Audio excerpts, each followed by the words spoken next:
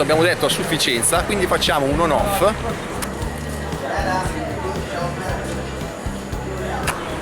e ci riportiamo ancora dentro nel souk.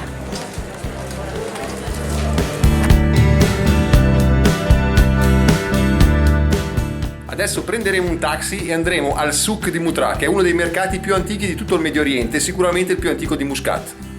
Siamo finiti come di consueto in una delle nostre stradine più isolate e malfamate dei paesi in cui solitamente frequentiamo. Come vedete, qui non ha niente a che vedere con quello che abbiamo visto prima, non ci sono per niente palazzoni, ci sono case diroccate, anche se non è mai malfamata Mascate, ricordiamolo, perché c'è comunque una politica dove le leggi sono molto severe, quindi per certi versi sono anche più avanti dell'Italia.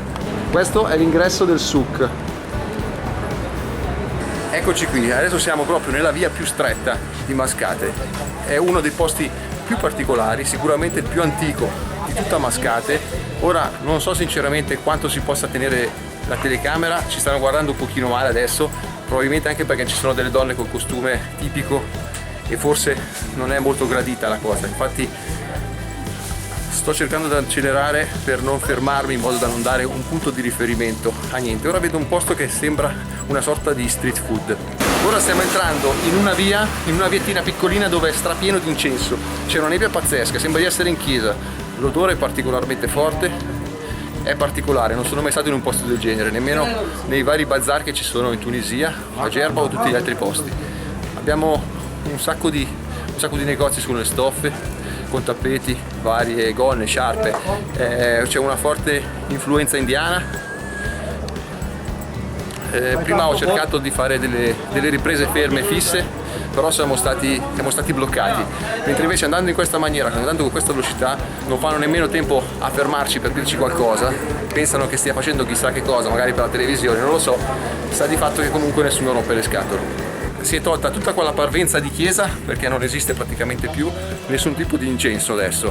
Abbiamo invece raggiunto la parte forse finale, anzi no, pensavo fosse finito, invece non vedo tuttora la fine.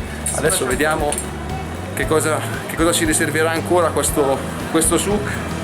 Momentaneamente siamo passati da zona incenso, zona di vestiti e ora siamo in zona gioielli.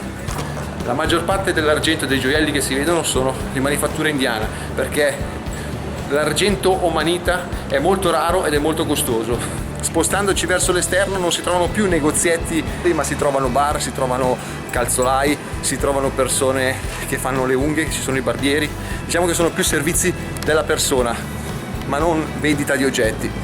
Abbiamo acquistato degli incensi al prezzo di 3 rial, ma c'erano quelli più buoni che andavano fino a 12 addirittura. Qui siamo al centro del mercato, una sorta di piazza, dove si possono trovare sia bancarelle riguardanti le pashmine, gli incensi, i trucchi, altri tipi di vestiti. Ho visto anche che ci sono dei casalinghi, souvenir classici come portachiavi, piattini, le solite cose insomma. Stiamo uscendo sempre di più dal souk, ormai siamo, come vedete, all'aperto completo, però ci sono comunque un sacco di negozi avanti. Siamo finiti in una parte totalmente diversa dal souk. Qui siamo in una zona dove probabilmente ci sono i negozi adibiti semplicemente alle persone del posto, perché c'è il ciclista, ci sono gli alimentari, sono delle cose che sicuramente non interessano i turisti. Adesso siamo sotto una sorta di tempio indù, almeno penso. D'altra parte qui così abbiamo letto che ci sono anche delle chiese cristiane, ci sono tantissimi templi indù per la forte influenza indiana che c'è qui a Mascate.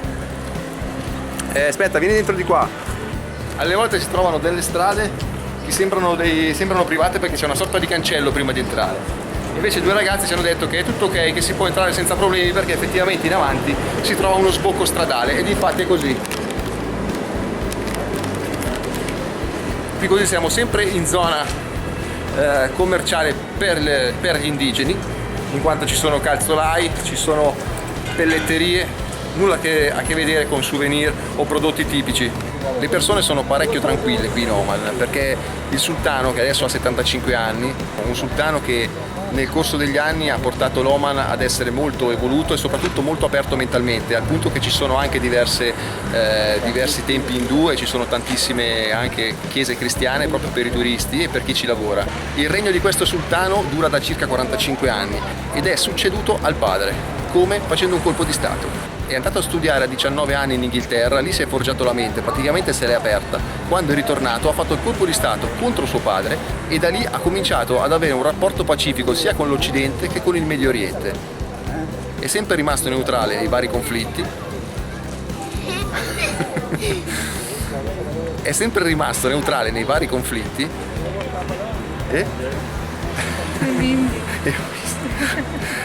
E ha voluto che il regno fosse aperto. No, sto ridendo perché ogni tanto mi arrivano i bambini di dietro, poi devo rifarlo. Poi tanto quello lo lascio, quello là lo lascio, poi lo lascio. Questo sultano praticamente ha portato tanta cultura, ha costruito l'Opera House, che è una delle più importanti di tutto il Medio Oriente. Purtroppo però da un paio d'anni non sta tanto bene, è andato anche in Germania a fare delle cure particolari, non so sinceramente di quale fosse la natura del suo male. Sta di fatto che comunque c'è molta apprensione per la paura di chi verrà dopo. Adesso abbiamo detto a sufficienza, quindi facciamo un on-off.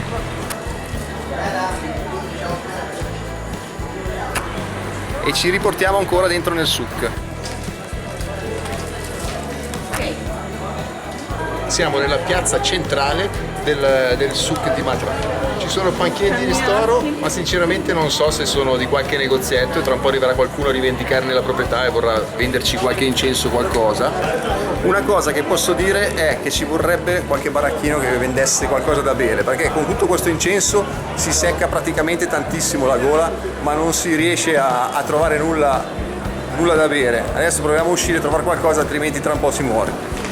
Adesso stiamo per lasciare il souk di Mutraa per andare, anzi Matra, chiamiamolo così come dicono quelli del posto, per andare ancora verso il nostro albergo. Sta per tornare indietro il tassista di prima con cui ci siamo scambiati il numero di telefono, almeno non ci sono attese, sappiamo quanto costa, con 7 rial ci riporterà indietro, anche se in realtà lo faremo deviare verso un supermercato che si chiama Mars. Lo abbiamo visto la prima sera che siamo venuti qua, ci sono un sacco di prodotti tipici a basso costo. 0,2 rial per una lattina di Coca-Cola. In Italia più o meno quanto costerebbe? 2-3 euro. Qua invece con il 0,2 si parla di 60 centesimi di euro.